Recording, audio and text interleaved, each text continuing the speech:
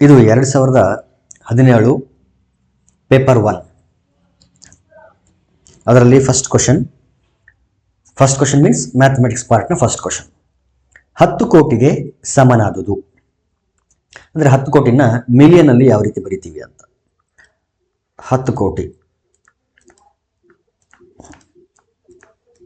ಇದು 10 ಕೋಟಿ, ಬಿಡಿ 10, 100, 1000, 10,000, ಲಕ್ಷ, 10 ಲಕ್ಷ, ಕೋಟಿ, 10 ಕೋಟಿ. ಸೊ ಇದನ್ನ ಮಿಲಿಯನ್ ಅಲ್ಲಿ ಬರೆಯೋದಾದ್ರೆ 1 2 3 4 5 6 7 8 ಸೊನ್ನೆಗಳಿದೆ. 1 2 3 4 5 6 7 8 ಸೊನ್ನೆಗಳು. ಸೊ ಮಿಲಿಯನ್ ಅಲ್ಲಿ ಬರಿಬೇಕಾದಾಗ ನಾವೇನ್ ಮಾಡ್ತೀವಿ ಅಂದ್ರೆ 3 ಅಂಕಿಗಳ ಒಂದು ಗ್ರೂಪ್ ಮಾಡ್ತೀವಿ. 3 ಡಿಜಿಟ್ಗಳದ್ದು ಒಂದು ಗ್ರೂಪ್.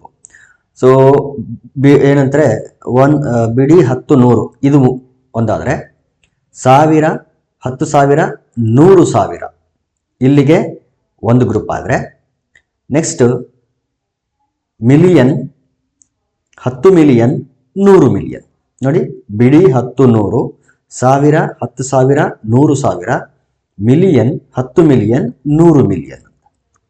ಅಂದ್ರೆ 10 ಕೋಟಿ ಅಂತಂದ್ರೆ ಎಷ್ಟು ಮಿಲಿಯನ್ಗೆ ಸಮ ಆಗುತ್ತೆ ಅಂದ್ರೆ 100 ಮಿಲಿಯನ್ಗೆ ಸಮನಾಗುತ್ತೆ. 10 ಕೋಟಿ 100 ಮಿಲಿಯನ್ಗೆ ಸಮ. So option 3 is correct, 100 million. Next question, ಘನದ ಒಂದು ಮುಖದ ಸುತ್ತಳತೆ 24 ಸೆಂಟಿಮೀಟರ್ ಆದಾಗ ಆ ಘನದ ಘನಫಲ. ಒಂದು ಮುಖದ ಸುತ್ತಳತೆ ಕೊಟ್ಟಿದ್ದಾರೆ. ಘನ ಅಂತಂದ್ರೆ 6 ಮುಖಗಳಿರುತ್ತೆ. 6 ಮುಖಗಳು ಚೌಕದ ಆಕಾರದಲ್ಲಿ ಇರ್ತವೆ. ಘನ ಅಂತಂದ್ರೆ 6 ಮುಖಗಳಿರುತ್ತೆ. 6 ಮುಖಗಳ ಆಕಾರ ಯಾವ ರೀತಿ ಇರುತ್ತೆ ಅಂದ್ರೆ ಚೌಕ, ಸ್ಕ್ವೇರ್ ಆಗಿರ್ತದೆ. ಅದರ ಒಂದು ಮುಖದ ಸುತ್ತಳತೆ ಕೊಟ್ಟಿದ್ದಾರೆ. ಅಂದ್ರೆ ಏನರ್ಥ ಅಂತಂದ್ರೆ ಚೌಕದ ಸುತ್ತಳತೆ ಕೊಟ್ಟಿದ್ದಾರೆ ಅಂತ ಅರ್ಥ. ಚೌಕದ ಸುತ್ತಳತೆ ಅಂದ್ರೆ 4 ಇಂಟು ಬಾಹು, 4 into side, and that is equal to 24. Divide ಮಾಡಿದ್ರೆ 4 6 24. ಅಂದ್ರೆ ಒಂದು ಬಾಹುವಿನ ಅಳತೆ ಎಷ್ಟು ಸೆಂಟಿಮೀಟರ್ ಇದೆ ಅಂತಂದ್ರೆ 6 ಸೆಂಟಿಮೀಟರ್ ಇದೆ. ಇದು ಒಂದು ಬಾಹುವಿನ ಅಳತೆ. ನಮ್ಗೆ ಬೇಕಾಗಿರೋದು ಈ ಘನದ ಘನಫಲ ಬೇಕು, ಅಂದ್ರೆ volume of the cube. Volume of cube ಏನಿದೆ ಅಂತಂದ್ರೆ ಬಾಹು ಇಂಟು ಬಾಹು ಇಂಟು ಬಾಹು ಅಥವಾ side into side into side. Therefore 6 into 6 into 6. So ಗುಣಿಸಿದ್ರೆ ಎಷ್ಟು ಬರುತ್ತೆ ಅಂದ್ರೆ 216 ಬರ್ತದೆ. 6 36, 36 ಇಂಟು 6 ಗುಣಾಕಾರ ಮಾಡಿದ್ರೆ 216 ಕ್ಯೂಬಿಕ್ ಸೆಂಟಿಮೀಟರ್ ಅಥವಾ ಸೆಂಟಿಮೀಟರ್ ಕ್ಯೂಬ್, ಘನ ಸೆಂಟಿಮೀಟರ್ ಅಂತ ಹೇಳ್ತೀವಿ. Therefore fourth option is correct. 2 into cube root of 2, cube root of 16, square root of 16. ಇದರ ಬೆಲೆ 2 ಕ್ಯೂಬ್ ರೂಟ್ 2, ಮತ್ತೊಮ್ಮೆ ಕ್ಯೂಬ್ ರೂಟ್ 16, ಸ್ಕ್ವೇರ್ ರೂಟ್ 16. ಈಗ ಒಳಗಡೆಯಿಂದ ಒಂದೊಂದನ್ನೇ ಸಿಂಪ್ಲಿಫೈ ಮಾಡ್ತಾ ಬರೋಣ. 2 cube root 2, cube root 16 into 16ರ ವರ್ಗಮೂಲ ಎಷ್ಟು ಬರುತ್ತೆ ಅಂದ್ರೆ 4 ಬರುತ್ತೆ. 16ರ ವರ್ಗಮೂಲ. ಇನ್ನು ನೆಕ್ಸ್ಟ್ ಸ್ಟೆಪ್ ಅಲ್ಲಿ 2 ಕ್ಯೂಬ್ ರೂಟ್ 2 ಕ್ಯೂಬ್ ರೂಟ್, ಈಗ ಇದನ್ನ ಗುಣಾಕಾರ ಮಾಡಿದ್ರೆ 16 4 64. ಇಲ್ಲೇನ್ ಬರಬೇಕು ಕ್ಯೂಬ್ ರೂಟ್. ಅಂದ್ರೆ 64ರ ಘನಮೂಲ. 64ರ ಘನಮೂಲ ಎಷ್ಟಾಗುತ್ತೆ ಅಂತಂದ್ರೆ 4. ಅಂದ್ರೆ 4 4 16, 16 4 64. Therefore cube root of 64 is 4. ಮತ್ತೊಮ್ಮೆ ಸಿಂಪ್ಲಿಫೈ ಮಾಡಿದ್ರೆ ಕ್ಯೂಬ್ ರೂಟ್ ಆಫ್ 2 4 8. ಮತ್ತೆ 8ರ ಘನಮೂಲ cube root of 8. Cube root of 8 is 2. Therefore 2 2 4. Final answer ಎಷ್ಟು ಅಂದ್ರೆ 4. First option is correct. Next question, ಪ್ರತಿ ಬಾಹು 4 ಸೆಂಟಿಮೀಟರ್ ಇರುವ 4 ಘನಗಳನ್ನು ಒಂದರ ಪಕ್ಕದಲ್ಲಿ ಒಂದರಂತೆ ಇರಿಸಲಾಗಿದೆ. ಫಲಿತ ಆಯತ ಘನದ ಪೂರ್ಣ ಮೇಲ್ಮೈ ವಿಸ್ತೀರ್ಣ. ನೋಡಿ, ಈ ರೀತಿ ಕ್ವಶನ್ಸ್ ಆಲ್ರೆಡಿ ನಾವು ಬಹಳಷ್ಟು ಸಾಲ್ವ್ ಮಾಡಿದೀವಿ. ಒಂದು ಚೌಕ ಘನ ಇಲ್ಲಿದೆ ಅಂತ ಅನ್ಕೊಳ್ಳೋಣ. ಒಂದು ಘನ, ಅದರ ಪಕ್ಕದಲ್ಲಿ ಮತ್ತೊಂದು ಘನ ಜೋಡಿಸ್ತೀವಿ ನಾವು. ಇದು ಅದರ ಪಕ್ಕದ ಒಂದು ಘನ. ಓಕೆ, ಎರಡನೇದ್ದು. ಅದರ ಪಕ್ಕದಲ್ಲಿ ಮತ್ತೊಂದು, ಇದು ಥರ್ಡ್ ಒನ್. ಅದ್ರ ಪಕ್ಕದಲ್ಲಿ ಮತ್ತೊಂದು ಜೋಡಿಸಿದೀವಿ ಅಂತಂದ್ರೆ ಯಾಕಂದ್ರೆ ಇಲ್ಲಿ ಒಂದರ ಪಕ್ಕದಲ್ಲಿ ಒಂದರಂತೆ ಎಷ್ಟು ಘನಗಳನ್ನ ಇಟ್ಟಿದ್ದಾರೆ ಅಂತಂದ್ರೆ 4 ಘನಗಳನ್ನ ಜೋಡಿಸಲಾಗಿದೆ. ಸೊ ಈ ರೀತಿ ಒಂದರ ಪಕ್ಕದಲ್ಲಿ ಒಂದು, ಒಂದರ ಪಕ್ಕದಲ್ಲಿ ಒಂದು 4 ಘನಗಳನ್ನ ಜೋಡಿಸಿದ್ದಾರೆ. ಈ ರೀತಿ ಜೋಡಿಸಿದಾಗ ಒಟ್ಟಿಗೆ ನಮಗೆ ಯಾವ ರೀತಿ ಒಂದು ಆಕಾರ ಕಾಣಿಸುತ್ತೆ ಅಂತಂದ್ರೆ ಒಂದು ಆಯತ ಘನದ ರೀತಿನಲ್ಲಿ ಆಕಾರ ಕಾಣಿಸುತ್ತೆ. ಈ ರೀತಿ ಒಂದು ಆಯತ ಘನದ ರೀತಿನಲ್ಲಿ ಆಕಾರ ಕಾಣಿಸುತ್ತೆ. ಇದು ಅಂದ್ರೆ ಕ್ಯೂಬಾಯ್ಡ್ ಅಂತ ಹೇಳ್ತೀವಿ. ಇಲ್ಲಿರ್ತಕ್ಕಂಥ ಪ್ರತಿಯೊಂದು ಘನದ ಒಂದು ಬಾಹುವಿನ ಅಳತೆ ಎಷ್ಟು ಸೆಂಟಿಮೀಟರ್ ಇದೆ ಅಂತಂದ್ರೆ 4 ಸೆಂಟಿಮೀಟರ್. ಅಂದ್ರೆ ಇಲ್ಲಿಂದ ಇಲ್ಲಿಗೆ 4, 4, 4, 4. ಇದನ್ನ ಆಯತ ಘನ ಅಂತ ಟ್ರೀಟ್ ಮಾಡಿದಾಗ ಒಟ್ಟು ಉದ್ದ ಎಷ್ಟು ಸೆಂಟಿಮೀಟರ್ ಆಗುತ್ತೆ ಅಂತಂದ್ರೆ 16 ಸೆಂಟಿಮೀಟರ್ ಆಯ್ತು. ಇದೇನಿದು ಅಂತಂದ್ರೆ L. So L equal to 16 centimetre. ಇನ್ನು ಬ್ರೆಡ್ತ್ ಎಷ್ಟಿದೆ ಅಂತಂದ್ರೆ 4 ಸೆಂಟಿಮೀಟರ್. ಇದು 4 ಸೆಂಟಿಮೀಟರ್ ಇರ್ತದೆ. ಇನ್ನು ಹೈಟ್ ಎಷ್ಟು ಸೆಂಟಿಮೀಟರ್ ಇದೆ ಅಂತಂದ್ರೆ 4 ಸೆಂಟಿಮೀಟರ್. ಸೊ ಈ ಒಂದು ಡಯಾಗ್ರಾಮ್ ಇಂದ ನಮಗೆ ಏನೇನು ಸಿಕ್ತು ಅಂತಂದ್ರೆ length 16 centimetre, breadth 4 centimetre, height 4 centimetre. ಈ ಆಯತಘನದ ಅಂದ್ರೆ ಕ್ಯೂಬಾಯ್ಡ್ ನ ಪೂರ್ಣ ಮೇಲ್ಮೈ ವಿಸ್ತೀರ್ಣ ಟೋಟಲ್ ಸರ್ಫೇಸ್ ಏರಿಯಾ ಬೇಕು. Total surface area of cuboid is given by 2 into LB plus BH plus LH. ಇದು total surface area of cuboid.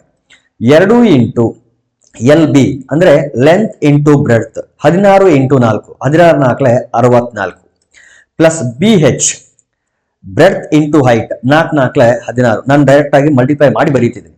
L into H length into height 16 4 64. ಈಗ 2 into ಈ 64 ಈ 64 ಎರಡನ್ನು ಆಡ್ ಮಾಡಿದ್ರೆ ನಮ್ಗೆ 128 ಬರುತ್ತೆ. ಇದಕ್ಕೆ 16 ಕೂಡಿಸಿದ್ರೆ 8 6 14 144 ಆಯ್ತು. ಈ 144ಕ್ಕೆ ಈ 2ರಿಂದ ಗುಣಾಕಾರ ಮಾಡಿದ್ರೆ 288 ಸ್ಕ್ವೇರ್ ಸೆಂಟಿಮೀಟರ್ ಅಥವಾ ಚದರ ಸೆಂಟಿಮೀಟರ್ ಉತ್ತರ ಬರ್ತದೆ. ದೇರ್ಫೋರ್ 288 ಚದರ centimetre. Third option is correct. 2 in square bracket 15 minus in flower bracket 2.6 plus 2 into 7 minus 8 minus 4.7 ಅಂತ ಇದೆ. 8 ಮೈನಸ್ 4.7ಗೆ ಬಾರ್ ಬ್ರಾಕೆಟ್ ಇದೆ. ವಿಂಕ್ಲಮ್ ಅಲ್ಲ, ಸಾರಿ, ಬಾರ್ ಬ್ರಾಕೆಟ್ ಅಂತ ಹೇಳ್ತೀವಿ. ರೇಖಾವರಣ ಅಂತ ಹೇಳ್ತೀವಿ ಕನ್ನಡದಲ್ಲಿ, ಅದು. So 2 15 minus flower bracket 2.6 plus 2 into 7 minus. ಮೊದಲಿಗೆ ಈ ಬಾರ್ ಬ್ರಾಕೆಟ್ ಅನ್ನ ನಾವೇನ್ ಮಾಡಬೇಕು, ಸಿಂಪ್ಲಿಫೈ ಮಾಡಬೇಕು. ಬಾರ್ ಬ್ರಾಕೆಟ್ ಎಲ್ಲಿವರೆಗೆ ಇದೆ ಅಂತಂದ್ರೆ 8ರಿಂದ 4.7ವರೆಗೆ ಮಾತ್ರ ಇರೋದು. ಈ ಮೈನಸ್ ಈ ಬಾರ್ ಬ್ರಾಕೆಟ್ ನ ಹೊರಗಡೆ ಇದೆ. ಹಾಗಾಗಿ ಸಿಂಪ್ಲಿಫೈ ಮಾಡುವಾಗ ಈ ಮೈನಸ್ ಅನ್ನ ಕನ್ಸಿಡರ್ ಮಾಡಬಾರ್ದು. ಸೊ ಫಸ್ಟ್ ಏನ್ ಮಾಡಬೇಕು, 8 ಮೈನಸ್ 4.7 ಅಷ್ಟನ್ನು ಮಾತ್ರ ಸಿಂಪ್ಲಿಫೈ ಮಾಡಬೇಕು. 8 ನ 8.0 ಅಂತ ಬರೀತೀನಿ, 4.7 ಸಿಂಪ್ಲಿಫೈ ಮಾಡಿದ್ರೆ ಇದು 10 ಆದ್ರೆ 10 minus 7 is 3, 7 minus 4 is that is also 3. So we get 3.3. ಇಲ್ಲಿ ಆನ್ಸರ್ 3.3 ಅಂತ ಬಂತು. ನೆಕ್ಸ್ಟ್ ಸ್ಟೆಪ್ ಅಲ್ಲಿ 2 ಇಂಟು ಎಲ್ಲಾ ಟರ್ಮ್ಸ್ ಗಳನ್ನ ಆಸ್ ಇಟ್ ಈಸ್ ಬರ್ಕೊಳ್ಳೋಣ. 2.6 ಪ್ಲಸ್ 2. ಈಗ ಈ ಬ್ರಾಕೆಟ್ ಅನ್ನ ಸಿಂಪ್ಲಿಫೈ ಮಾಡಬೇಕು. ಏನ್ ಮಾಡಬೇಕು, 7 ಮೈನಸ್ 3.3. 7 ಅನ್ನ 7.0 ಅಂತ ಬರ್ಕೊಳ್ತೀನಿ, 3.3. 6 ಆದ್ರೆ ಇದು 10, 10 ಮೈನಸ್ 3 ಅಂತಂದ್ರೆ ಅಲ್ಲಿಗೆ 7 ಪಾಯಿಂಟ್ 6 ಅಲ್ಲಿ 3 ಹೋದ್ರೆ 3, 3.7 ಆಯ್ತು. So into 3.7. Now 2 into 15 minus ಇನ್ ಫ್ಲವರ್ ಬ್ರಾಕೆಟ್ 2.6. ಈಗ ಫಸ್ಟ್ ಗೆ ಮಲ್ಟಿಪ್ಲಿಕೇಶನ್ ಮಾಡಬೇಕು. ಪ್ಲಸ್ ಮಲ್ಟಿಪ್ಲೈ ಮಾಡಿದ್ರೆ 2 7 14 ದಶಕ 1, 2 3 6 1 7.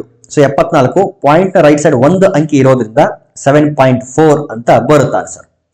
ಈಗ ಬಾರ್ ಬ್ರಾಕೆಟ್ ಕ್ಲಿಯರ್ ಆಯ್ತು. ಇನ್ನು ನಾರ್ಮಲ್ ಬ್ರಾಕೆಟ್ ಏನಿತ್ತಲ್ಲ ಅಲ್ಪವರ್ಣ, ಅದು ಕೂಡ ಕ್ಲಿಯರ್ ಆಯ್ತು.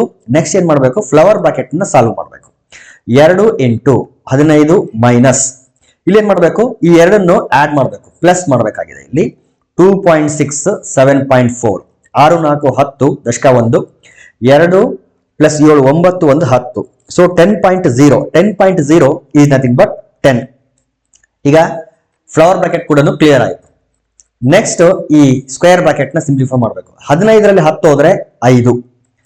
Finally we get 2 5 10. So final answer ಎಷ್ಟು ಅಂದ್ರೆ 10. Correct answer option 4 is correct. ಕೆಳಗಿನವುಗಳಲ್ಲಿ ಪರಸ್ಪರ ಅವಿಭಾಜ್ಯ ಸಂಖ್ಯೆಗಳು, ಕೋಪ್ರೈಮ್ ನಂಬರ್ಸ್ ಅಂತ ಹೇಳ್ತೀವಿ. ಇತ್ತೀಚೆಗೆ ಈ ಪರಸ್ಪರ ಅವಿಭಾಜ್ಯ ಸಂಖ್ಯೆಗಳು ಅನ್ನೋ ಶಬ್ದಕ್ಕೆ ಕನ್ನಡದಲ್ಲಿ ಸಹ ಅವಿಭಾಜ್ಯ ಸಂಖ್ಯೆಗಳು ಅಂತ ಹೇಳ್ತಾರೆ. ಸಹ ಅವಿಭಾಜ್ಯ ಸಂಖ್ಯೆಗಳು ಅಂತ. ಇದನ್ನ ಇಂಗ್ಲಿಷ್ ಅಲ್ಲಿ ಕೋ ಪ್ರೈಮ್ ನಂಬರ್ಸ್ ಅಂತ ಹೇಳ್ತಾರೆ. ಎರಡು ನಂಬರ್ಗಳು ಕೋ ಪ್ರೈಮ್ ನಂಬರ್ಸ್ ಅಂತ ಯಾವಾಗ ಕರೆಸ್ಕೊಳ್ತವೆ ಅಂತಂದ್ರೆ if highest common factor of those two numbers is equal to 1. ಇಲ್ಲಿ ಕೋ ಪ್ರೈಮ್ ಅಥವಾ ಅವಿಭಾಜ್ಯ ಅಂತ ಹೆಸರು ಬಂದಿದೆ ಅಂತೇಳಿ ಆ ಸಂಖ್ಯೆಗಳು ಅವಿಭಾಜ್ಯ ಸಂಖ್ಯೆಗಳೇ ಆಗ್ಬೇಕಂತ ರೂಲ್ಸ್ ಇಲ್ಲ. ಯಾವುದೇ ಎರಡು ಅವಿಭಾಜ್ಯ ಸಂಖ್ಯೆಗಳು ತಗೊಂಡ್ರು ಕೂಡ ಅವು ಕೋ ಪ್ರೈಮ್ ಆಗೇ ಇರ್ತವೆ. ಆದ್ರೆ ಸಹ ಅವಿಭಾಜ್ಯ ಸಂಖ್ಯೆಗಳಾಗೋದಕ್ಕೆ ಅವು ಅವಿಭಾಜ್ಯ ಸಂಖ್ಯೆಗಳೇ ಆಗ್ಬೇಕಂತ ರೂಲ್ಸ್ ಇಲ್ಲ. ಒಂದು ಅವಿಭಾಜ್ಯ ಸಂಖ್ಯೆ ಆಗಿದ್ದು ಮತ್ತೊಂದು ವಿಭಾಜ್ಯ ಆಗಿರಬಹುದು, ಅಥವಾ ಎರಡು ವಿಭಾಜ್ಯ ಸಂಖ್ಯೆಗಳಾಗಿರಬಹುದು, ಅಥವಾ ಎರಡು ಅವಿಭಾಜ್ಯ ಕೂಡ ಆಗಿರಬಹುದು.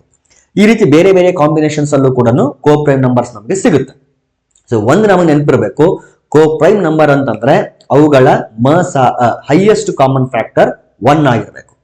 ಈಗ 12 ಮತ್ತು 15 ಇವೆರಡರ ಹೈಯೆಸ್ಟ್ ಕಾಮನ್ ಫ್ಯಾಕ್ಟರ್ ಎಷ್ಟು ಬರುತ್ತೆ ಅಂದ್ರೆ 3 ಬರುತ್ತೆ. ಹಾಗಾಗಿ ಇವು ಸಹ ಅವಿಭಾಜ್ಯ ಸಂಖ್ಯೆ ಅಥವಾ ಪರಸ್ಪರ ಅವಿಭಾಜ್ಯ ಸಂಖ್ಯೆಗಳಲ್ಲ. ಇನ್ನು ಇಲ್ಲಿ ಬರೋಣ, 12 ಮತ್ತು 20 ಅಂತ ಬಂದ್ರೆ ಇವುಗಳ ಹೈಯೆಸ್ಟ್ ಕಾಮನ್ ಫ್ಯಾಕ್ಟರ್ ಎಷ್ಟು ಬರುತ್ತೆ ಅಂದ್ರೆ 2 ಬರುತ್ತೆ. ಸೊ ಇದು ಕೂಡ ರಾಂಗ್. ಇನ್ನು 7 ಮತ್ತು 21 ಅಂತ ತಗೊಂಡ್ರೆ ಇಲ್ಲಿ ಹೈಯೆಸ್ಟ್ ಕಾಮನ್ ಫ್ಯಾಕ್ಟರ್ 7 ಬರುತ್ತೆ, ಇದು ಕೂಡ ಅಲ್ಲ. ಆದ್ರೆ 15 ಮತ್ತು 8ರ ಹೈಯೆಸ್ಟ್ ಕಾಮನ್ ಫ್ಯಾಕ್ಟರ್ 1 ಬರೋದ್ರಿಂದ ಇಲ್ಲಿ ಪರಸ್ಪರ ಅವಿಭಾಜ್ಯ ಸಂಖ್ಯೆಗಳು ಯಾವುದು ಅಂತಂದ್ರೆ 15 ಮತ್ತು 8, ಆಪ್ಷನ್ 2.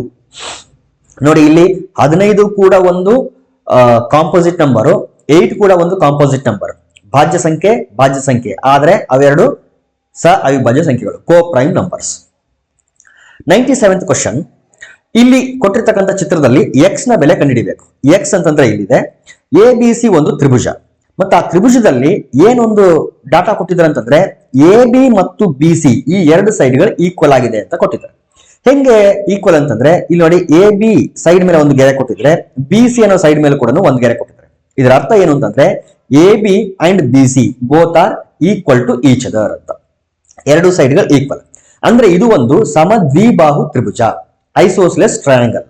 ಸಮದ್ವಿಬಾಹು ತ್ರಿಭುಜದಲ್ಲಿ ಈಕ್ವಲ್ ಸೈಡ್ಸ್ ಗೆ ಆಪೋಸಿಟ್ ಆಗಿರ್ತಕ್ಕಂಥ ಆಂಗಲ್ಸ್ ಗಳು ಈಕ್ವಲ್ ಆಗಿರುತ್ತೆ. ಸೊ AB ಗೆ ಆಪೋಸಿಟ್ ಆಂಗಲ್ ಯಾವುದು ಅಂತಂದ್ರೆ 40 ಡಿಗ್ರಿ ಸಿ. ಅದೇ ರೀತಿ BC ಗೆ ಆಪೋಸಿಟ್ ಆಂಗಲ್ ಯಾವುದು ಅಂತಂದ್ರೆ A. ಇಲ್ಲಿ C 40 ಡಿಗ್ರಿ ಇದ್ರೆ ಆಂಗಲ್ A ಕೂಡ ಎಷ್ಟಿರುತ್ತೆ, ಇದು ಕೂಡ 40 ಡಿಗ್ರಿ ಇರುತ್ತೆ. ಸೊ ಈ ಒಂದು ಡಾಟಾದಿಂದ ನಾವೇನ್ ಮಾಡಬಹುದು, angle A equal to 40 degree ಅಂತ ಬರೀಬಹುದು. ಈಗ ಇಲ್ಲಿಂದ further exterior angle theorem of triangles ಅದನ್ನ ಯೂಸ್ ಮಾಡಿದ್ರೆ ಬಾಹ್ಯ ಕೋನ ಪ್ರಮೇಯ ಅಂತ ಹೇಳ್ತೀವಿ.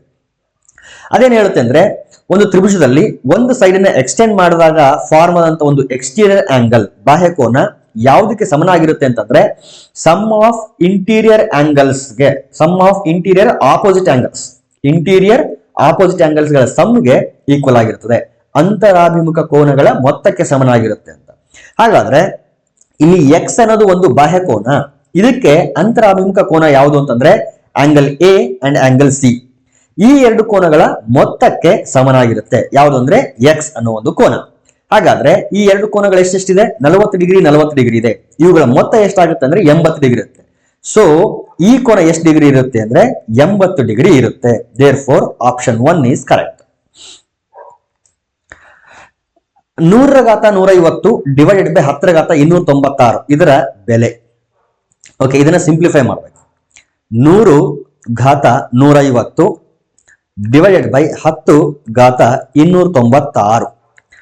ಈಗ ಇಲ್ಲಿ ಡಿನಾಮಿನೇಟರ್ ಅಲ್ಲಿ ಬೇಸ್ ಎಷ್ಟಿದೆ, 10 ಇದೆ. ನ್ಯೂಮರೇಟರ್ ಅಲ್ಲಿ ಬೇಸ್ 100 ಇದೆ.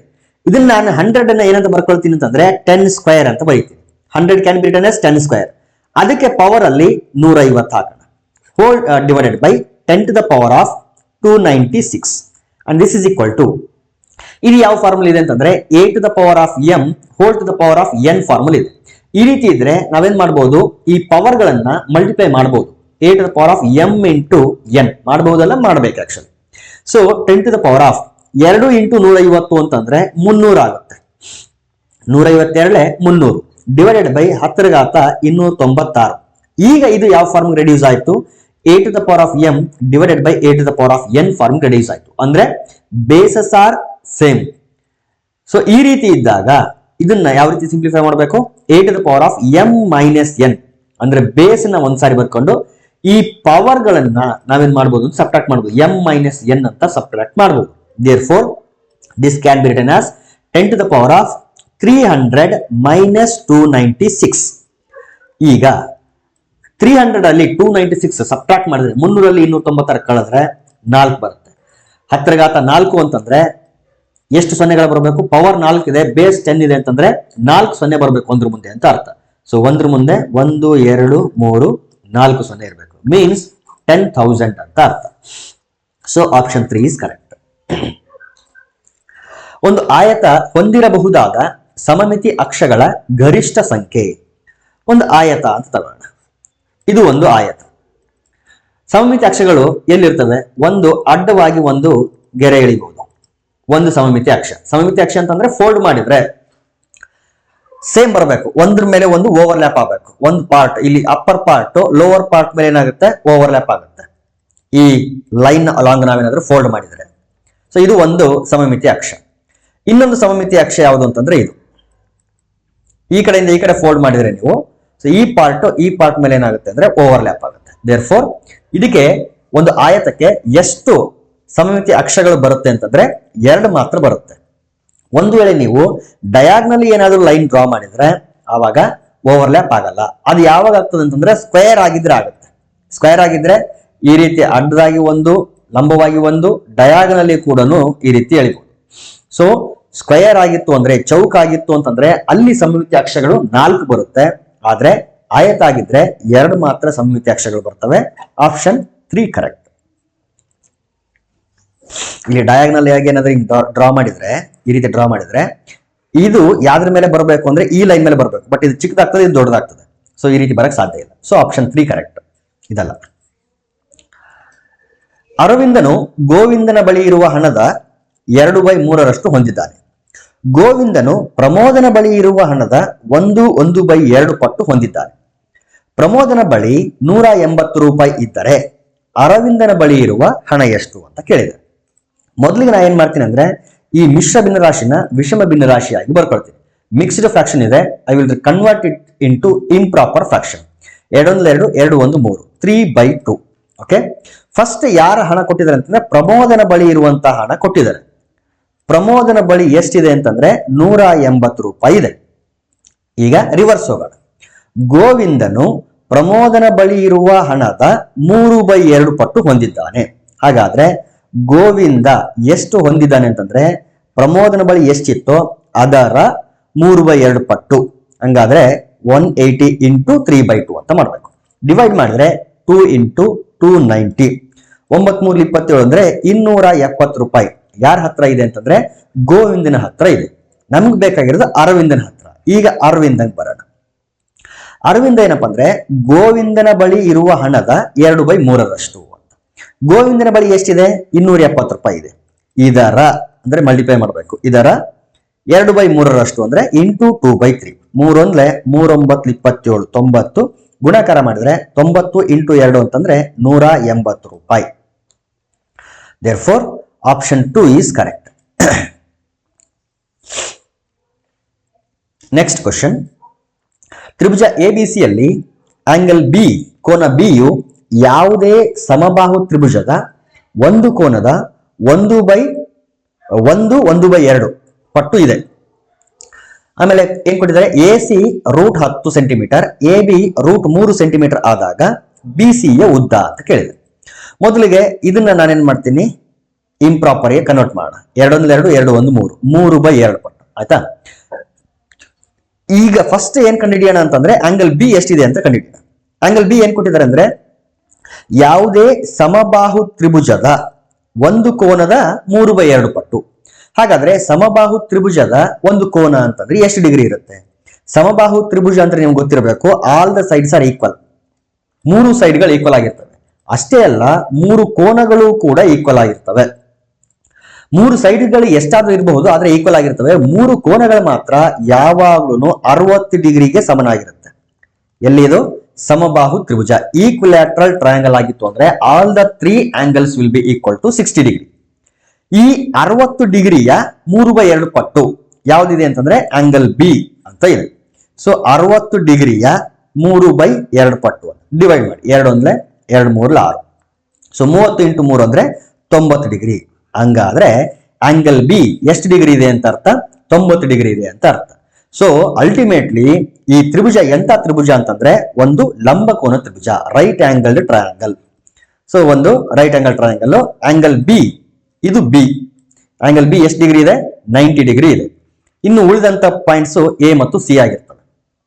ಇದರಲ್ಲಿ ಯಾವ ಯಾವ ಲೆಂತ್ ಗಳು ಕೊಟ್ಟಿದ್ದಾರೆ ಅಂದ್ರೆ ಎ ಸಿ ಕೊಟ್ಟಿದ್ದಾರೆ √10 ಅಂತೇಳಿ, ಆಮೇಲೆ ಎ ಬಿ ಕೊಟ್ಟಿದ್ದಾರೆ √3 ಅಂತ. ನಾವು ಫೈಂಡ್ ಮಾಡಬೇಕಾಗಿರೋದು B C. So of course right angle triangle ಇರೋದ್ರಿಂದ we can apply Pythagoras theorem. Pythagoras theorem ಪ್ರಕಾರ ಮತ್ತು ಈ ಟ್ರಯಾಂಗಲ್ ಪ್ರಕಾರ A C square will be equal to A B square plus B C square. Square of hypotenuse will be equal to sum of squares of other two sides. Okay, ನಾವು A C ಅಂದ್ರೆ √10, ಅದನ್ನ square ಮಾಡಬೇಕು. √10 whole square equal to A B means √3 whole square plus B C square. Square square cancel ಮಾಡ್ಕೊಂಡ್ಬಿಡೋಣ. ಇಲ್ಲಿ 10, ಇಲ್ಲಿ 3 ಉಳಿದಿರ್ತದೆ. 3 ಈ ಕಡೆ ಬಂದ್ರೆ -3 equal to B C square. 10 - 3 ಅಂತಂದ್ರೆ 7 and it is equal to bc square. Therefore we get bc equal to √7. Actually ನಮಗೆ plus R minus √7 ಅಂತ ಬರುತ್ತೆ. ಆದ್ರೆ ಇಲ್ಲಿ ನಾವು ಒಂದು ಲೆಂತ್ ಬಗ್ಗೆ ಮಾತಾಡ್ತಾ ಇರೋದ್ರಿಂದ -√7 ಅನ್ನ ಇಗ್ನೋರ್ ಮಾಡ್ತೀವಿ. Just we consider plus √7 centimetre. Therefore option 4 is correct. 425 27/1000 ಇದರ ದಶಮಾಂಶ ರೂಪ. ನೋಡಿ, ಯಾವುದೇ ಒಂದು ಮಿಶ್ರ ಭಿನ್ನರಾಶಿ ಇದ್ರೆ ಅದನ್ನ ಈ ರೀತಿ ಓದ್ಬೋದು. ಎ ಬಿ ಬೈ ಸಿ ಈ ರೀತಿ ಇದ್ರೆ A plus B by C ಅಂತ ನಾವೇನ್ ಮಾಡ್ಬೋದು ಅಂದ್ರೆ ಸಪರೇಟ್ ಮಾಡ್ಕೊಳ್ಬಹುದು. ಯಾಕಂದ್ರೆ ಇದು ಪೂರ್ಣ ಸಂಖ್ಯೆ, ಒಂದು ಕಂಪ್ಲೀಟ್ ವ್ಯಾಲ್ಯೂ ಇರುತ್ತೆ. ಇದು ಫ್ರಾಕ್ಷನ್ ಪಾರ್ಟ್ ಆಗಿರೋದ್ರಿಂದ ಇದನ್ನ ಸಪರೇಟ್ ಮಾಡ್ಕೋಬಹುದು ನಾವು. ಅದೇ ರೀತಿ ನಾನು ಇಲ್ಲಿ ಸಪರೇಟ್ ಮಾಡ್ಕೊಂಡ್ರೆ 425 ಪ್ಲಸ್ 27/1000 ಇದು ಕಂಪ್ಲೀಟ್ ವ್ಯಾಲ್ಯೂ ಇರೋದ್ರಿಂದ ಇದನ್ನೇನು ತೊಂದರೆ ಇಲ್ಲ, ಇದು ಹಂಗೆ ಬರ್ಕೊಳ್ಳೋಣ. ಇದನ್ನ ನಾವೇನ್ ಮಾಡ್ಬೇಕು, ಡೆಸಿಮಲ್ ವ್ಯಾಲ್ಯೂ ಆಗಿ ಕನ್ವರ್ಟ್ ಮಾಡಬೇಕು. 27/1000 ಅಂದ್ರೆ ಕೆಳಗಡೆ 1 2 3 ಸೊನ್ನೆಗಳು ಇರೋದ್ರಿಂದ ಡೆಸಿಮಲ್ ಪಾಯಿಂಟ್ ಇಲ್ಲಿ ಇರುತ್ತೆ. 3 ಅಂಕಿ 3 ಡಿಜಿಟ್ಸ್ ಲೆಫ್ಟ್ ಸೈಡ್ ಏನಾಗಬೇಕು ಅಂದ್ರೆ ಶಿಫ್ಟ್ ಆಗಬೇಕು. ಸೊ 1 2 ಇಲ್ಲಿ ಇನ್ನೊಂದು ಡಿಜಿಟ್ ಇಲ್ಲ ಶಿಫ್ಟ್ ಆಗಕ್ಕೆ. ಸೊ ನಾವೇ ಒಂದು 0 ಹಾಕಬೇಕು. ಹಾಗಾದ್ರೆ ಪಾಯಿಂಟ್ ಇಲ್ಲಿಗೆ ಬರಬೇಕು. ಅಂದ್ರೆ ಫೈನಲಿ 0.027 ಅಂತ ಆಗುತ್ತೆ. 27/1000 ಅಂತ ಇದ್ರೆ ಡೆಸಿಮಲ್ ಪಾಯಿಂಟ್ ಇಲ್ಲಿ ಇರುತ್ತೆ. 1 2 3 ಇರೋದ್ರಿಂದ 1 2 3 ಅಂದ್ರೆ ಇಲ್ಲೊಂದು 0 ದಾಟಿ ಡೆಸಿಮಲ್ ಪಾಯಿಂಟ್ ಇಲ್ಲಿ ಬರುತ್ತೆ. ಸೊ ಇಲ್ಲೊಂದು 0 ನಾವು ಹಾಕಬಹುದು. 0.027. ಸೊ ಆಡ್ ಮಾಡಿದ್ರೆ 425.027. This is the decimal form for this fraction. So ಇದು ಎಲ್ಲಿದೆ? Option 4 is correct. 425.027. 6 ಮಕ್ಕಳ ಸರಾಸರಿ ವಯಸ್ಸು 5 ವರ್ಷ 5 ತಿಂಗಳಾದರೆ ಅವರ ವಯಸ್ಸಿನ ಮೊತ್ತ ಅಂತ ಕೇಳ್ತಾ ಇದ್ದಾರೆ. ಸರಾಸರಿ ಸೂತ್ರ ಏನಿದೆ ಅಂತಂದ್ರೆ ಕೊಟ್ಟಿರುವ ದತ್ತಾಂಶದ ಮೊತ್ತ ಡಿವೈಡ್ ಬೈ ಕೊಟ್ಟಿರುವ ದತ್ತಾಂಶಗಳ ಸಂಖ್ಯೆ. ಸ್ಕೋರ್ಗಳೇನು ಕೊಟ್ಟಿರ್ತಾರೆ ಆ ಸ್ಕೋರ್ಗಳ ಮೊತ್ತ ಡಿವೈಡ್ ಬೈ ಸಂಖ್ಯೆ ಕೊಟ್ಟಿದ್ದಾರೆ. ಸಂಖ್ಯೆ ಮಾಡಿದ್ರೆ ನಮ್ಗೆ ಸರಾಸರಿ ಸಿಗುತ್ತೆ. ಓಕೆ, ಇದರಿಂದ ನಾವೇನ್ ಬರ್ಬೋದು ಅಂದ್ರೆ ಸರಾಸರಿ ಅವರೇ ಕೊಟ್ಟಿದ್ರೆ 5 ವರ್ಷ 5 ತಿಂಗಳು ಅಂತ.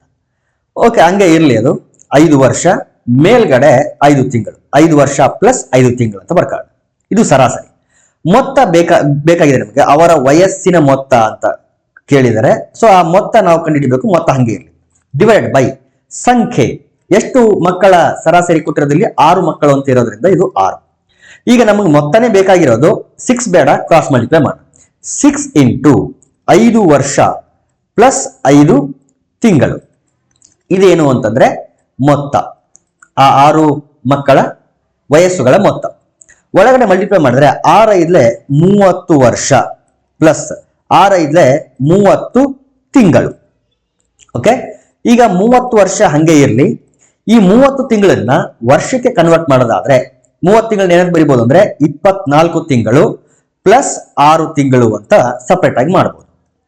ಓಕೆ, ಈಗ ಈ 24 ತಿಂಗಳು ಅಂತಂದ್ರೆ ಏನರ್ಥ? 2 ವರ್ಷ ಅಂತ ಅರ್ಥ. ಈ 30 ವರ್ಷಕ್ಕೆ ಈ 2 ವರ್ಷನ ಕೂಡಿಸಿದ್ರೆ ಏನಾಗುತ್ತೆ? ಅಲ್ಲಿಗೆ 32 ವರ್ಷ ಮೇಲೆ 6 ತಿಂಗಳು. ದೇರ್ಫೋರ್ ಅವರ ವಯಸ್ಸುಗಳ ಮೊತ್ತ ಎಷ್ಟಿದೆ ಅಂತಂದ್ರೆ 32 ವರ್ಷ 6 ತಿಂಗಳು. Therefore first option is correct. 60,000 gram ಅಂತಂದ್ರೆ ಎಷ್ಟು ಕ್ವಿಂಟಾಲ್ ಅಂತ ನಾವು ಕಂಡುಹಿಡಿಬೇಕು.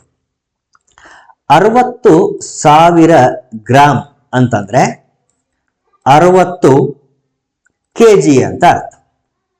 1,000 ಗ್ರಾಮ್ ಅಂತಂದ್ರೆ 1 ಕೆಜಿ, 60,000 ಗ್ರಾಮ್ ಅಂದ್ರೆ 60 ಕೆಜಿ. 1 ಕ್ವಿಂಟಾಲ್ ಅಂತಂದ್ರೆ 100 ಕೆಜಿ, ಅಥವಾ 100 ಕೆಜಿ ಅಂದ್ರೆ 1 ಕ್ವಿಂಟಾಲ್. ಈ ರೀತಿ ಮಾಡೋಣ. 100 ಕೆಜಿ ಅಂದ್ರೆ 1 ಕ್ವಿಂಟಾಲ್. ಇಲ್ಲಿ ಎಷ್ಟು ಕೆಜಿ ಇರೋದು? 60 ಕೆಜಿ. ಹಾಗಾದ್ರೆ ಎಷ್ಟು ಕ್ವಿಂಟಲ್ ಆಗುತ್ತೆ? 60/100. ಅಥವಾ ಇದನ್ನ ಯೂನಿಟರಿಗೆ ಕನ್ವರ್ಟ್ ಮಾಡ್ಕೊಂಡ್ರೆ 100 ಕೆಜಿಗೆ 1 ಕ್ವಿಂಟಲ್ ಆದ್ರೆ 1 ಕೆಜಿಗೆ 1/100 ಕ್ವಿಂಟಾಲ್. 1/100 ಕ್ವಿಂಟಲ್ ಆಗುತ್ತೆ. ಇನ್ನು 60 ಕೆಜಿಗೆ 60 × 1/100 ಕ್ವಿಂಟಾಲ್. ಡಿವೈಡ್ ಮಾಡಿದ್ರೆ ಅಥವಾ ಡೆಸಿಮಲ್ ಬರೆದ್ಬಿಟ್ರೆ 0.6, ಯಾಕಂದ್ರೆ ಇಲ್ಲಿ 2 0 ಇರೋದ್ರಿಂದ ಇಲ್ಲಿ ಡೆಸಿಮಲ್ ಪಾಯಿಂಟ್ ಇಲ್ಲಿಂದ 1 2 ಇಲ್ಲಿಗೆ ಬರ್ಬೇಕು point. 0.60 quintal. 0.60 is nothing but 0.6 quintal. Therefore, option 4 is correct. ಇದಲ್ಲ. 7 ಗಂಟೆಗಳು 30 ನಿಮಿಷಗಳು, 6 ಗಂಟೆ 40 ನಿಮಿಷ, 3 ಗಂಟೆ 55 ನಿಮಿಷ ಇವುಗಳ ಮೊತ್ತ. 7 ಗಂಟೆ 30 ನಿಮಿಷ, 6 ಗಂಟೆ 40 ನಿಮಿಷ, 3 ಗಂಟೆ 55 ನಿಮಿಷ. ಈಗ ತಾನೆ ಇದೇನು ವಯಸ್ಸುಗಳ ಲೆಕ್ಕ ಮಾಡಬೇಕಾದ್ರೆ ಇಲ್ಲಿ ಏನ್ ಮಾಡಿದ್ವಲ್ಲ, ಸೇಮ್ ಇದೇ ರೀತಿ ಇಲ್ಲೂ ಕೂಡ ಕನ್ವರ್ಷನ್ಸ್ ಮಾಡ್ತಾ ಹೋಗ್ಬೇಕು. ಇಲ್ಲಿ ಮೊದಲಿಗೆ ನಿಮಿಷಗಳನ್ನ ಆಡ್ ಮಾಡ್ತೀನಿ. ಇದು 5, 4 3 5 4 9 3 12 125 ನಿಮಿಷ. 125 ನಿಮಿಷ. ಗಂಟೆ ಎಷ್ಟಾಗ್ತದೆ? 6 3 9 9 7 16 16 ಗಂಟೆ. 16 ಗಂಟೆ 125 ನಿಮಿಷ.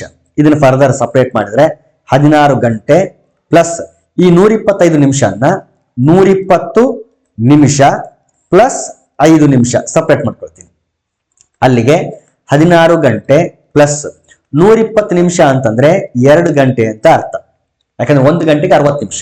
ಸೊ 60 ನಿಮಿಷ ಅಂದ್ರೆ 1 ಗಂಟೆ, 120 ನಿಮಿಷ ಅಂದ್ರೆ 2. ಮೇಲ್ಗಡೆ 5 ನಿಮಿಷ ಇದೆ. ಸೊ 16 ಗಂಟೆ ಪ್ಲಸ್ 2 ಗಂಟೆ ಅಂದ್ರೆ 18 ಗಂಟೆ ಪ್ಲಸ್ 5 ನಿಮಿಷ. ಸೊ ಒಟ್ಟು ಮೊತ್ತ ಎಷ್ಟಾಗುತ್ತೆ ಅಂದ್ರೆ 18 ಗಂಟೆ 5 ನಿಮಿಷ. Option 2 correct. ಸೊ ಇಲ್ಲಿಗೆ 2017 ಪೇಪರ್ 1 ಕಂಪ್ಲೀಟ್ ಆಯಿತು. ಮ್ಯಾಥಮೆಟಿಕ್ಸ್ ಪಾರ್ಟ್ ಮಾತ್ರ.